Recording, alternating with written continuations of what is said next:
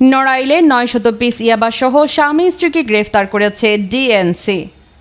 মোহাম্মদ আজিজুল বিশ্বাসের পাঠানো তথ্য ও ভিডিও চিত্রে বিস্তারিত।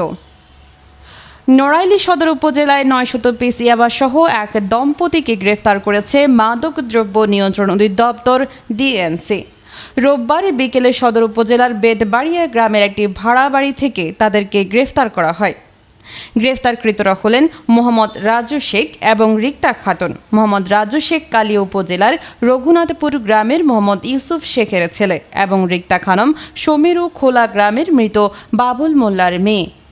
মাদকদ্রব্য নিয়ন্ত্রণ অধিদপ্তর জানায়, রোববার বিকেলের দিকে নড়াইল সদর উপজেলার বেতবাড়িয়া গ্রামের নাজিম ফকিরের বাড়িতে অভিযান চালায় ডিএনসি সদস্যরা।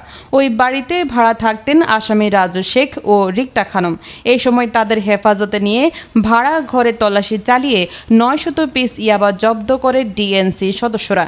এছাড়া মাদক বিক্রির নগদ ৭,০০০ টাকা ও একটি অ্যান্ড্রয়েড মোবাইল জব্দের পর তাদের গ্রেফতার করা হয়।